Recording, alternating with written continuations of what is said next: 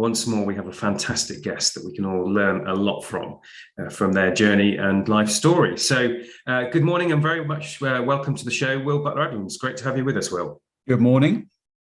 So Will is a near neighbour in my part of the world, but has made an impact on the world, in fact.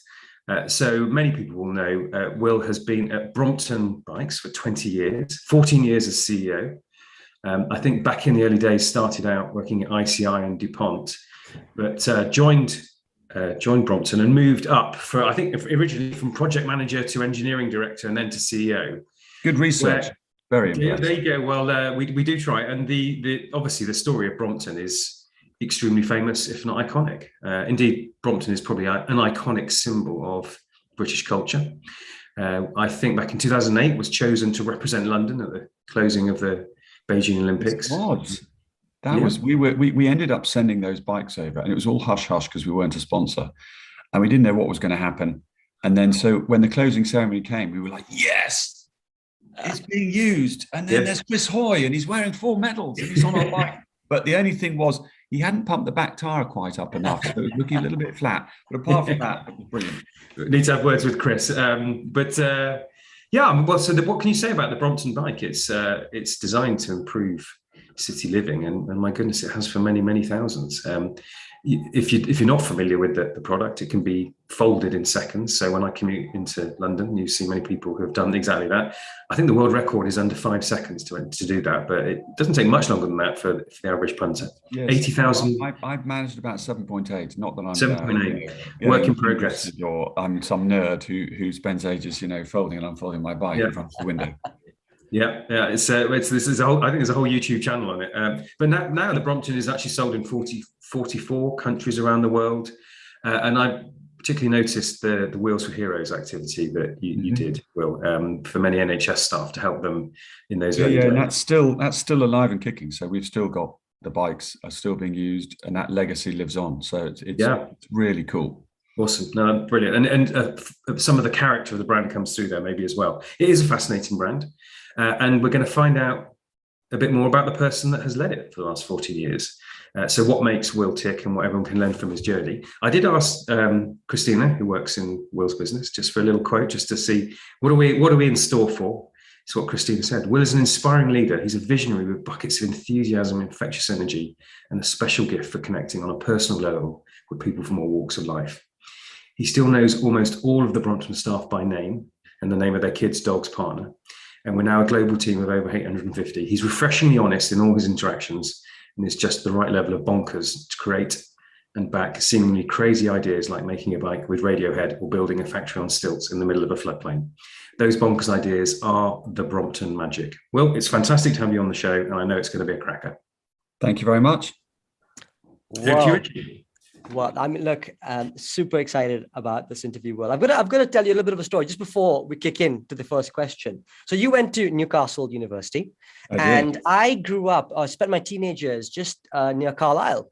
Yep. And what I distinctly remember was a videotape, a VHS tape of kind of being put into the cassette as we were watching a case study on Brompton Bikes. And it was literally in my school days that I find out about the magic of, absolutely. It was amazing. Wow. It was incredible. That is proper early days. It really was. And interestingly, it was about your whole manufacturing sort of way of doing it and the engineering around it. And then they took you onto the road and showed you how it actually worked and got folded. Wow. It's incredible. So actually, that sounds like a bit of memorabilia I need to get my hands on, because I don't think I've seen it. I think you absolutely do. So, look, it goes back a long way. But let's come back to the current day here. How are you doing? What's happening in your world at the moment? Well, I mean, it's a sort of juxtaposition of phenomenal excitement combined with sort of slight fear, because there are so many exciting things going on in our business. And actually, ironically, out of all this sort of tragedy of COVID, there are some pretty cool things going on in cities. People have really accelerated how they think cities ought to be as a result. So on that level, it's really exciting. But trading in the current environment's a flipping joke. I mean, it's just like, you're sort of trying to make a plan and you're trying to organize things, and then this goes, oh my word, you know, so you're like, woo, trying to hold on is pretty tricky. So it's, you know, I'm on ups and downs at the minute, because I have moments of absolute glory and then I have moments of despair. But I mean, you know, that's just life, and trying to hold on and keep a business more or less heading in the right direction is not entirely straightforward. Yeah, when you were answering that question, Will, your body was doing the motions of a roller coaster. Actually, I don't know if that was deliberate, but that's the sort of experience I got. It's like being like in a virtual reality goggles there. I mean, it takes a lot to lead a business through a roller coaster moment. So, I mean, tell us a little bit about how that plays out. How do you find the energy and clarity to lead through that? The funny thing is, I mean, it isn't. There are people doing jobs in our business who, you know, are far more skilled than me, far more dedicated, and really do a pretty amazing job. This job, and it's worth realizing, when I started at Brompton, I was making bikes. So I've had many different jobs at Brompton. It might be that the title is the same, but the job has changed as the business has got bigger and my role has changed. So I was very hands-on. We were a tiny team. When somebody was ill, I was on the shop floor making bikes, and it's grown and grown. And I've had to stop doing things that I love doing because it's no longer allowed to do it. It's not my job, and so on and so forth. But I mean, where I am now, I think the most important thing is not to take it too seriously. That's the really important lesson, because what happens is, once you start taking it too seriously, it gets into you, it digs into you. And actually, we're making bikes, you know, there are some really tragic things going on in the world, and we're facing it over in Ukraine. And you've got to put things into perspective. And if this business is addictive, it's so exciting what we're trying to do, and I love it. But if you take it too seriously, combined with that, it'll drag you down. I mean, it'll literally suck you up, because you'll be so obsessed by it, you won't be able to think of anything else. You'll stop seeing your friends. You'll be boring at home with the family. And with my staff, a lot of the time, certainly during COVID, when people were stuck in their rooms, being a bit isolated, fearful of something they didn't understand, having a bit of humor, not taking it too seriously, was really important to help the team get through. You know, well, this is like super refreshing, because you're the CEO of this mammoth organization, and you're then talking about the need to kind of be a little bit more calm, a little bit more relaxed, and actually have a broader perspective. Now, I'll tell you why I say it's refreshing, only because we've interviewed a number of CEOs, and you know what they tell us? We work all the time, 24/7, always on. That's the disaster. That's the disaster. Because if you do that, it's a bit like, you know, I see my role to be imperfect, to not work 24/7, to have a crisis at home, to look after the kids, to I can't be asked, and everything in between. Because if you make out as a leader, you're some perfect, unbelievable human being that works all out, then everybody else feels they have to be the same. And then they can't tell you the truth, because they have to be perfect. Oh, they have to be in at 7. They have to live, you know, and everything and they never make mistakes because they're perfect. And then, in my humble opinion, you don't have honest debate. People are afraid to tell you what they can see, because no one's allowed to be anything but perfect. I am so not perfect that people can be honest and we can talk about things. And I don't need to encourage people to do more hours. They already do too many. I have to shove them out of the factory because we believe in what we're doing. So I have to say, come on, chill out, get a life, you know, go and hang out with your mates, because this business is addictive. And so that's not a problem. And it is one of the important things. We've got a life to live. We're here for a short period of time. Work is terribly important, but it's one bit of what we should be doing. As Richie said, that is extremely refreshing to hear, because I think there's an addictive streak in human beings, and many struggle to switch off. But there's imperfect, and then there's bonkers. So Christina mentioned bonkers. So I mean, do you agree? Do you disagree? What does bonkers mean to you? I definitely agree with bonkers. I really think it's very sweet what Christina wrote, because I didn't see it. I had no idea what she was going to write. So that was news to me when you read it out. And the bonkers bit is, it's an extension of the same thing. Life is for living. We spend more time at work than with our family. We've got to have fun. And what isn't my way of doing things, I take my job very, very seriously, but that doesn't mean I need to be serious. And sometimes people can't understand that. And they think that, if you're a leader and if you're serious, you have to be serious. I'm not serious at all. I have a lot of fun, a lot of banter. I worked for DuPont, and they had a saying, and they said horseplay will be frowned upon. Like, what? What sort of awful organization says horseplay be frowned upon? I want more horseplay. I want more banter. I want to have fun at work. And that's difficult, because if you want to encourage banter and humor and to be tactile and normal at work, that's dangerous, because you might offend somebody. Oh, can we do that? And, most companies decide anything that's dangerous, don't do it.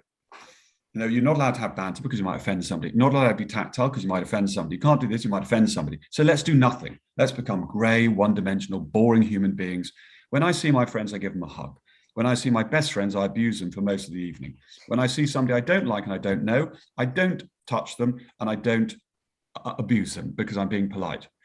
But that's not what we are. But it's difficult to do that. So you have to train your staff. We've got staff from over 50 countries. And people's perspectives are different from where they've come from. So banter is really important, but it needs to be done with care. And you need to understand who you're talking to and what's acceptable. And for example, we try and say in our organization that, one, we try and explain to people how and what is appropriate. But also we say, if somebody does upset you, be sensitive to the fact that they might not have done it deliberately.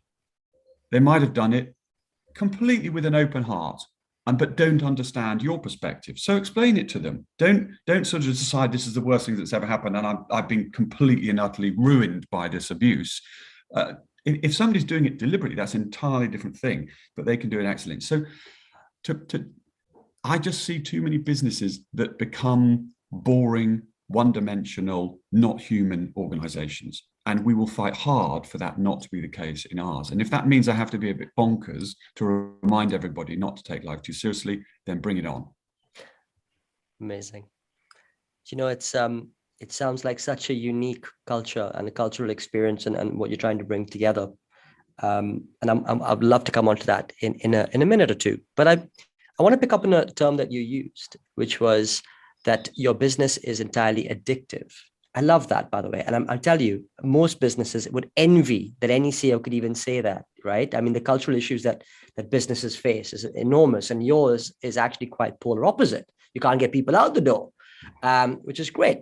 So I just want to maybe get a sense from you as to how you've been able to bring that together, to create that addictiveness, which I want to just clarify, I see in a positive sense as opposed to a negative one. So, I mean, we're lucky the business is privately owned. So it's owned by the inventor, Andrew, me, his friends, my friends, and our staff. Our staff now own about 20%. The aim of the business is to change how people live in cities. It's not to buy big yachts for the CEO. It's not to, make sure all the shareholders have got ginormous dividends. The aim is to change how people live in cities, to bring a bit of happiness and freedom to cities. And we measure that by the impact we have on society. And that genuinely is the aim. You can't deliver that if you don't make a profit. And you need shareholders because they help you with capital and support you on the way. But they're not the principal aim of the business. So if that's the aim of the business, which it is, the only way you're going to succeed if your customer thinks what you're doing is any good, because they're the people that are going to pay you. Without those, you're buggered. So, and in my humble opinion, you're not going to have a happy customer if your staff are not enjoying their job. You just can't do it. The product won't be cared for. The customer service will be naffed off, bored, tired, waiting to go home. So it's a team effort. It's like, guys, this is our business. if we look after it, we can have a great job. We can have a really good career at every level in the organization. Whatever your role is, you have to contribute. And that role can be rewarding. We have cleaners who are contractors, but we pay them the London living wage. And they are the most well-paid cleaners in the entire agency of the agency that we use. So guess what? The people who clean for us love cleaning for us because they know they're getting paid more and they love working for Brompton. And so they're coming to work with a skip in their step. And if you can apply that, and it may not be in the short term, the most sort of cost-efficient bottom line approach, but in the medium to long term, it creates an environment where people are trying their blooming best. And that's all you can ask for. And so, and I'm the same. I mean, you know, I try my best. I'm far from perfect. In fact, I'm consistently screwing up, but I bloody try my best. And that's what I ask for. And if we have people who come into our organization, in our HR philosophy, we have something that says Brompton does not employ egos.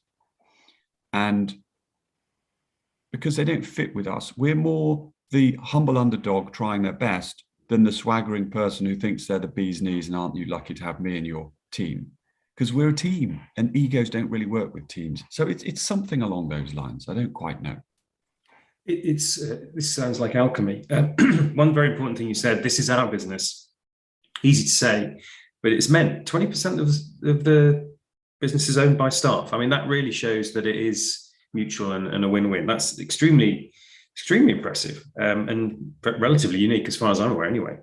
But let's take a little bit of a detour and sort of go back in time. And I'm interested to know what are the things that you think have shaped you towards the person and the leader you are now, if you can go back through time.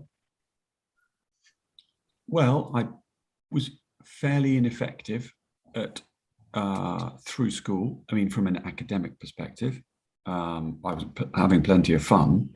And I tried hard, but I tried hard and still managed to fail.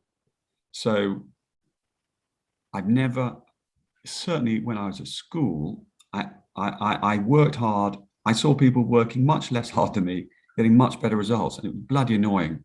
And I worked hard and still didn't do that well. And when I went to school, I went to rugby school, and there were classes LMA, B, C, D, E, and F. And I found myself in LMF, which I was reminded for the first 3 years was for the thick people.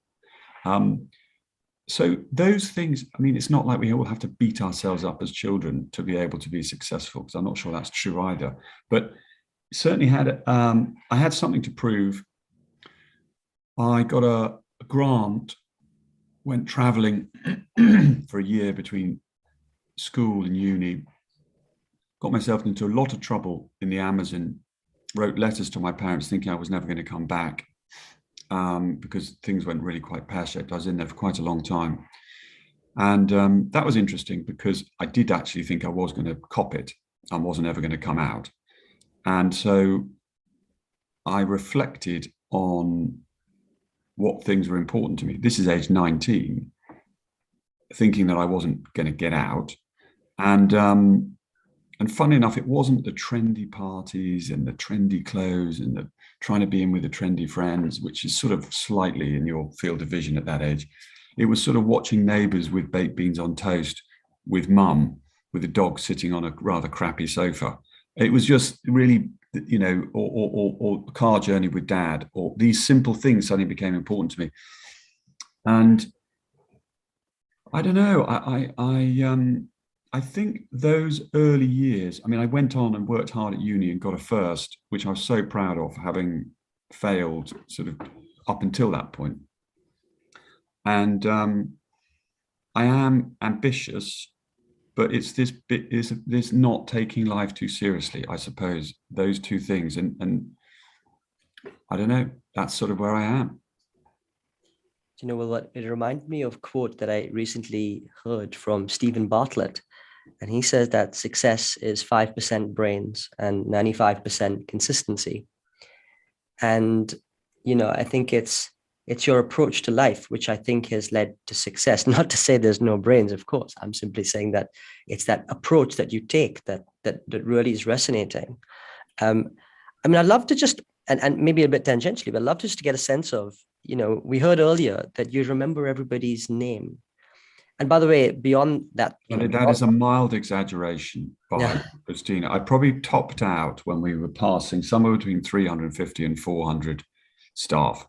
At 850, I can't keep everybody's name in my brain. So I do know somebody's name, and then I'll forget it, and then I'll pick up some new names, and their name's in there somewhere, but I did know it, and then I'll have to quickly remember it again.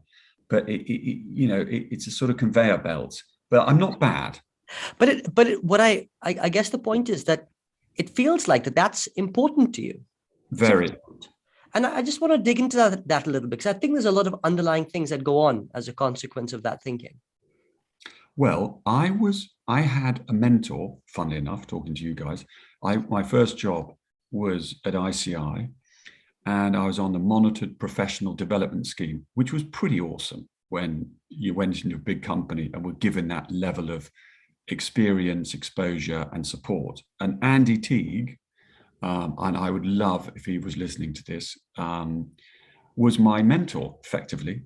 And I used to see him once a quarter. And I was involved in project management initially, and we used to repair these chemical factories every 18 months. It'd be 2 weeks, 24 hours a day, full on, and you prepare for 18 months, and on we go into this thing. And I had lots of contractors working for me. And I said to him one time, I said, well, Andy, I'm a bit worried. I think I might be drinking too much tea. Because these lads would come on, I'd be doing a night shift for 2 weeks, and I'd be there with cups of tea. Come on, lads, let's get this sorted, and then as soon as I finish with one gang, I'll be off. It'd be another cup of tea. Right, come on. I was drinking so much flipping tea. He said, Will, that is your job. Your job is not to do the work. Your job is to get the work done. And you need to listen.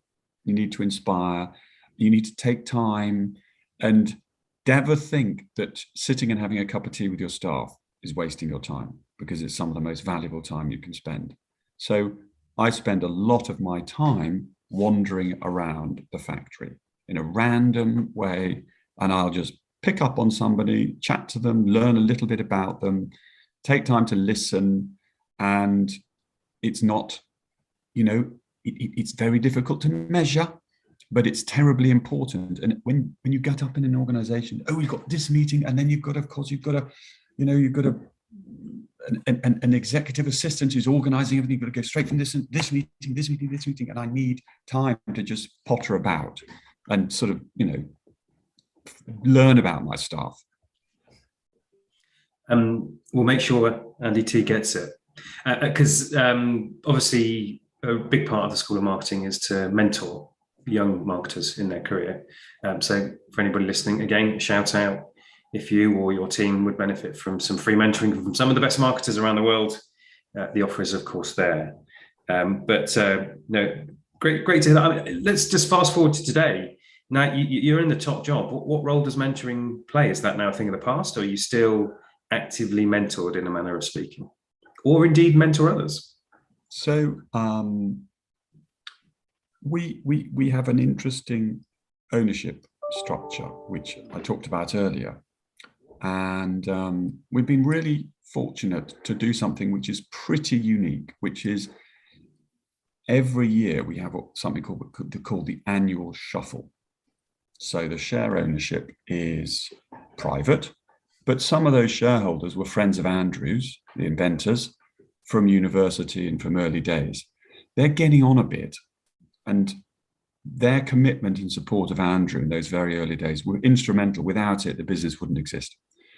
And, not to put too fine a point on it, they've done pretty bloody well.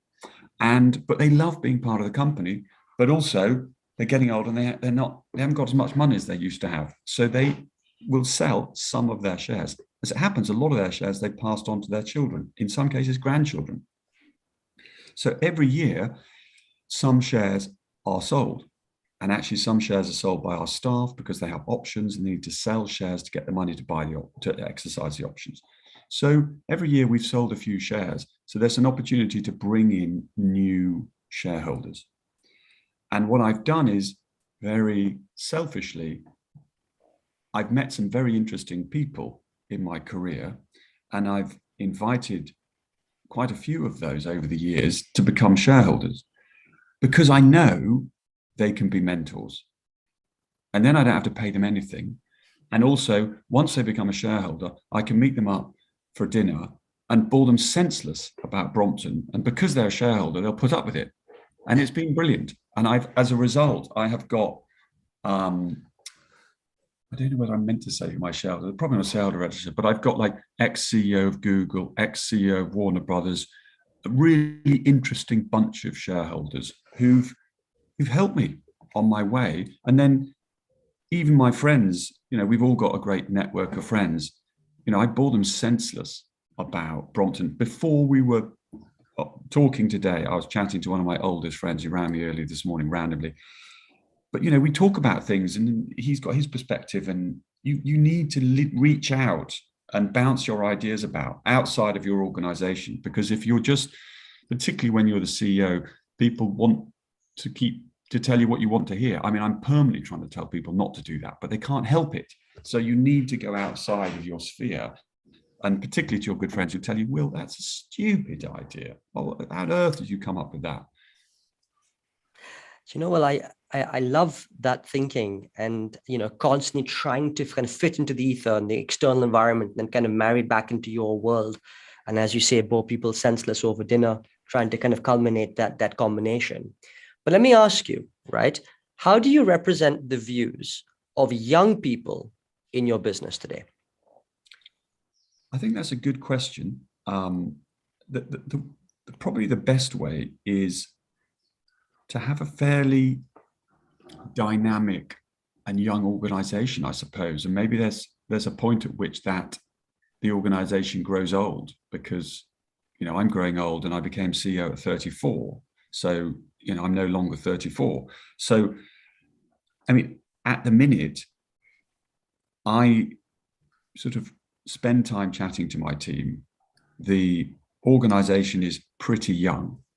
We do we're starting to do lots more activities because COVID pretty much put that on the bosh. And there's a sort of, I don't know, we don't have a formal scheme, but anyone can ask anybody anything at any time. And there isn't some hierarchical top-down, I know best. I mean, our philosophy is that the reason you employ somebody is because you're looking skills and experience and perspective that you don't have. So if you're doing that to employ somebody, you can't then tell them what to do, because you've employed them because they've got skills, perspective, and experience you don't have. So what you need to do is tell them what you want to achieve, and then let them tell you how to go about it.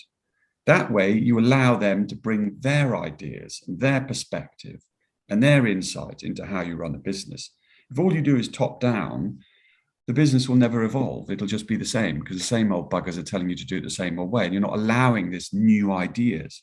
And the other thing is, we have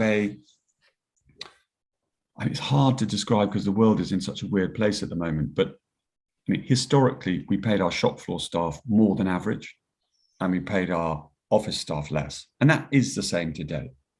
That's unusual. Normally people try and take advantage the other way. But the people who are in our sort of desk work, in the management of the business, they tend to be on a career path.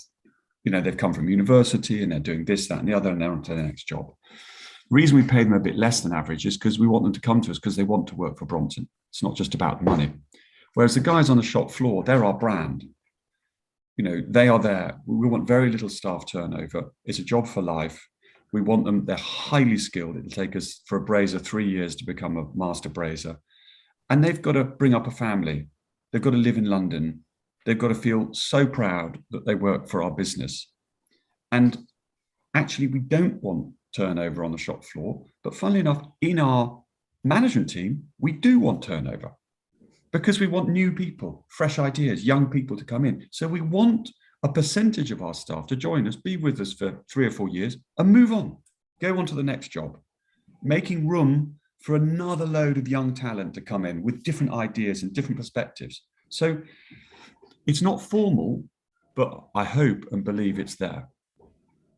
Nice dynamic and get a balance of stability but freshness. Obviously, School of Marketing, clues in the title. We're very interested in the world of marketing. I'm interested to get your perspectives on marketing at Brompton. You've done a documentary, you've done some amazing PR, some amazing activities. Where does marketing fit in the model? So I am completely and utterly anti-marketing. I just think marketing as a word, it feels awful to me. I can't bear it, because in my experience, we're bombarded with complete and utter guff all day long, cluttering guff, overpromised rubbish, day in, day out, and it bores the pants out of me. Now, communication, awareness, yes. If people don't know that Brompton exists, how can they consider it for their life? It might be just the very thing they're looking for, but they don't even know we exist. So we need to let people know. We need to get our message out. But I believe the sector, 90% of what I see, I mean, makeup adverts, it's just overrated, just untruths. And half the stuff you're sold, they're promising the moon and it's not true. And so for me, the message we have is honesty, modesty. Don't overpromise. Don't send people tons of stuff they really can't be bothered with. It's annoying. But the whole industry, I mean, I'm an engineer, so take this with a pinch of salt. But every time I open a magazine, every time I go on, I'm just bombarded with stuff that it's just too much. And I think if you can be honest and in some respect under-promise your product, which is very refreshing, it's so delightful as a consumer when you buy something with the expectation here, but it delivers here. Because you're like, oh my God, this thing's amazing. I bought it because I needed it for this, but you won't believe it. I can use it for this. I've done this. And I've had it 15 years and I flipping love it. And I can still get spare parts and it still works. You're going to tell all your friends. Now that is clever, because the people who sell our product are our customers, not us. And I've had marketeers come in, including dear Stephen, who's with us at the moment, and he's busy telling me, yes, but every other company spends 5% on their marketing. We need to spend 5% of our budget on our marketing. I said, well, if we're doing the same, spending the same as every other company, we're not being very clever, are we? We should be able to deliver twice the message at half the cost, because we're clever, we're smart, and we're leveraging our brand and we're using our customers, rather than saying, well, everyone else spends 7%, let's be 7%. We're not, no. Don't try and do the same as everyone else. Try to do it differently. It's really interesting. And by the way, I don't disagree with your perspective around a lot of the marketing aspects that we see today. And I do love the thought about humble honesty and even under-promising to then over-deliver. Absolutely brilliant. And I think these are principles that as an industry, we need to evolve into. And so, hand on heart, I cherish the perspective. But what I would actually add to that, right, and perhaps we're not giving enough heed to, and I think at the core of your organization is what you just said before, where you said, actually, we pride our people on the ground to be the guys to live and breathe our brand every day, to be the guys to deliver to our customers. And I think those guys are your brand. Those guys are your marketers. Right. Totally. And I think that's, and by the way, it's funny, I started my career at the Orange Shop on the ground, like selling mobile phones. And it baffled me as to why we were paid minimum wage when people sitting in an office where we were interacting with 100 customers a day. Why were we on the least amount of money versus other people who never even interact with the customer? I couldn't for the life of me fathom it. I was like, how is this even possible? That's still the case. It's still, and it's a weird world we live in. And just because everyone else does it, you don't need to do it. And we're far from perfect as a company, as an organization, and we haven't got it right. And some of our communication isn't where it ought to be. And there's so much room for improvement. But the principle of really understanding where your brand sits. And your brand sits, in our case, with the people who make the product, because we have an incredible facility. It's extremely well run, but they're human beings. And you can have all the procedures and all of the no-go gauges, but ultimately the person who's engaging with that product has an opportunity to make it delightful or not. And if they care, you'll feel it in the product. And that's the same with anyone else who engages with your staff. And you don't want the same level of turnover in that part of your business, because you want deep knowledge, deep pride, history, the idea that you come back to a shop, oh, same person's still there. Oh God, I remember, you were here 3 years ago. Oh, great. That's lovely. And that makes you feel good about the brand and the product, because there's a little bit of continuity. But if in a different part of your business, which is about software or innovation, and you're bringing in new ideas, well, that makes sense. So, but I completely agree. But the world is so set in a certain way. As soon as you start being different in business, everybody questions you and they think you're odd. And it is a bit frustrating. And of course, as you grow the business and you recruit more people, new people turn up and they've all been learning all their philosophy from the other businesses. And they go, what are you doing this for? This is, so silly. You could save a load of money by doing it like this. I'm like, no, that's not how we do it. It's so trying to keep the thing on the straight and narrow and keep a sense of just caring and not being so obsessed with short-term profit, and just allowing care and, looking after the customer, and it will come good. Well, I just have to say that I once heard the saying that said, caring is a competitive advantage. I love that. Just so simple. Caring is your competitive advantage. Brilliant. Now, from failed to first, as in failed at school, your words, failed at school to first at university. You see what I did there? You're not shy of failure. So everyone listening in will be dealing with some level of failure at any given point in time. Can you tell us a little bit about the benefits of some of the failures you've had, what you've learned from those times when it didn't all go perfectly? Funny enough,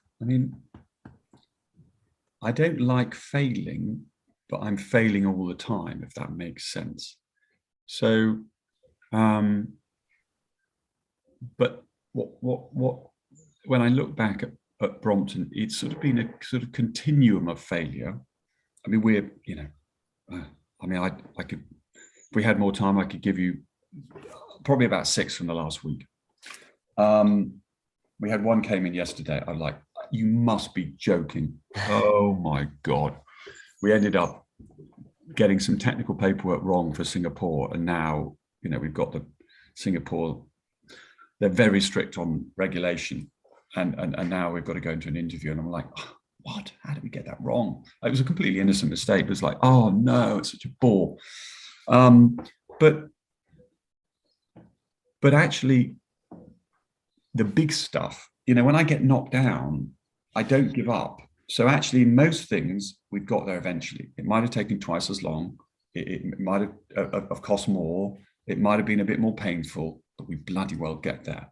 So it's like tripping up, trying a mountain, falling back, falling down, tripping up, get up, a bit more, back, down. But eventually we get there. So, and, I have been very, very fortunate just in my upbringing.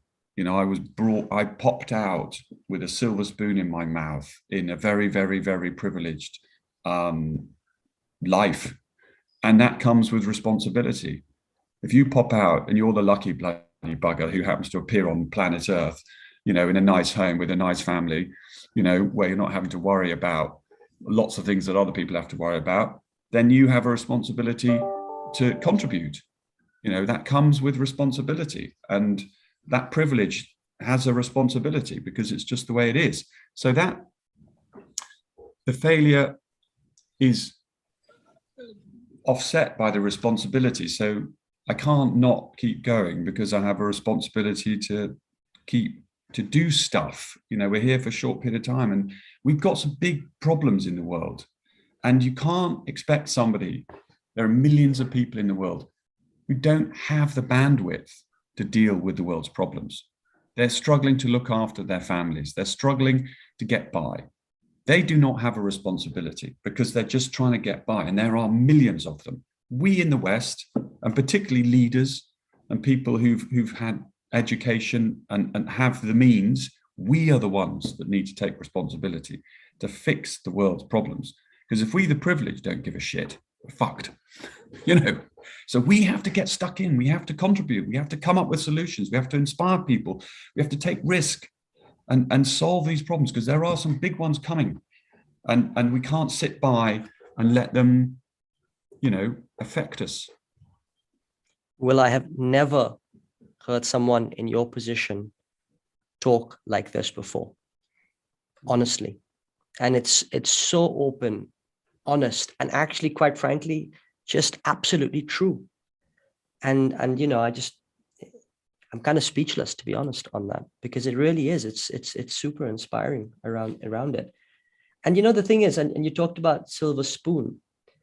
What's interesting is that it's almost like it's very easy for people to then just judge and write you off and go, well, that's it. But it's so different. The reality on the ground, the fact that you started actually with bikes on there from the ground and working your way through. I think it's given you an ability to understand people like no other. And I just want to ask, where does that come from? That passion for people in all circumstances of life, your sense of adventure in the Amazon, and all of this stuff. Where's that originated from? Because I've not seen it before. I don't know. I don't know. I just sort of gone on. It's life experience. You just pick these things up as you go along. But I think travel and seeing, getting a perspective on where you sit in the world, because I'm very fortunate. I live in an extraordinarily rarefied part of the UK, never mind part of the world, Marlow, Henley, southeast of England. I was brought up in Yorkshire, but you can be in your bubble and all you can see is, because people, they position themselves against their neighbours. It doesn't matter whether you're in the slums of Mumbai or you're whether in the rarefied atmosphere of between Marlow and Henley. You're looking over your fence and looking at your neighbours. And if you're a little bit better than them, you feel happy. It's all relative. But when you're spoiled and fortunate, that's not healthy, because all you're doing is comparing yourself to other people who are spoiled and fortunate. You need to get out and see what's going on in the world as a whole. And so the international adventure, I traveled a lot. I've always been intrigued by different cultures and different people. And when I joined Brompton, I traveled a lot. And I pushed for export, improving our distribution, opening up in Thailand, Malaysia, China, Hong Kong, Indonesia, going into Chile, Argentina, and really pushing at a time when people were telling me we shouldn't be doing that because we can't supply enough bikes to the UK. I said, no. We've got to develop these new markets so that we'll never be able to supply enough to the UK and we'll keep having demand. And London is so attractive because it's so multicultural. There is no one-dimensional London. It's just a rich, mishmash of interesting people with interesting stories and different perspectives. And guess what? That makes the company dynamic, multinational, global, and it drives an impatience for being just British. We've got to roll out and have a bigger impact because we live on this little blue dot. Such interesting perspective, and I think probably that travel has given you a unique perspective. Well, we could have gone on forever, but I think we're getting towards the end, perhaps for the last question, which is going to leave so many things unanswered. Not least, I'm intrigued about what really happened in the Amazon. But anyway, there's been so much depth and texture to this conversation. The last question we leave you with is, from everything you've learned, what advice would you give to younger people? It doesn't matter whether they're in marketing or anything. As young people are trying to plot their way in the world, what advice would you give them? I now have children who are teenagers, so I'm trying to give them advice. Of course, they're not listening to a word I say because I'm their father. But I see in my staff who are joining and in my children, that they are taking life too seriously. They are being fed a one-dimensional academic, you must sort of, it's the most important thing in the world line from somewhere. I don't know where it comes from, because it certainly doesn't come from us. Life is short.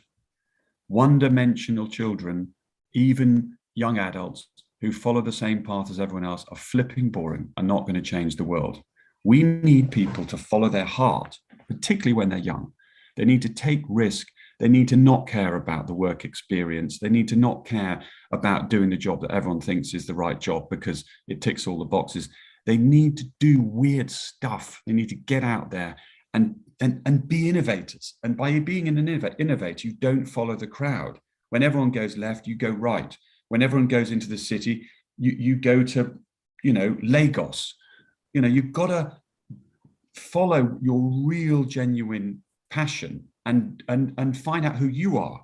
And then that gives you a confidence to talk in a way that is different and bring different ideas. And those different perspectives and that different confidence is what we need to solve these problems that we will face coming down the track. Will, I'll tell you, it's just been such a delight and pleasure, to have had this conversation. To sum up for me, I mean, it's been an emotional roller coaster, but actually, as talking to you as a CEO of one of the most iconic brands and organizations that have come out of Britain PLC, it's just amazing to hear how different you view the world to some of the other CEOs that we've had on the show in the past. It's refreshing. And I think to the extent of maybe there's something in the organization structure, the way it is, the way that you guys keep it that way, that makes it different, the culture that you've embodied in the organization, the fact that it's addictive in the product and proposition, and the way that you've got, you positioned your vision to change the way people live in cities. All these things just make it so unique. And it's just been such a privilege, genuinely, to have been able to speak to you this morning. I'm also going to pass over to Mark for his closing remarks, but from the bottom of my heart, genuinely, thank you for coming on. Thank you. Yeah, I mean, this is the reason Richie and I do the show. Very selfishly, we get to talk to amazing people and get energized. So there we go, the secret's out. But no, I love the way you've talked about imperfection and the difference between taking things seriously versus being serious. So the combination of being successful but having fun, I think, has been very, very refreshing. You talked a bit about no egos, being the humble underdog, and I think that shines through. And when Christina said, there's enthusiasm, bonkersness, energy, connection, I think she was actually spot on. We all found Candy T for some of the ways that he shaped you, and we'll make sure that happens. I like your perspective on anti-marketing. My spin is really you actually were just talking about sensible marketing, as distinct from people who've sort of started to believe their own hype. But failure, don't give up. Take responsibility. And then to sum it all up, life is short, change the world, find out who you are. Great advice. It's been a real pleasure, Will. Thank you for joining us this morning. And we wish you well with your continued success with Brompton. Thank you, guys.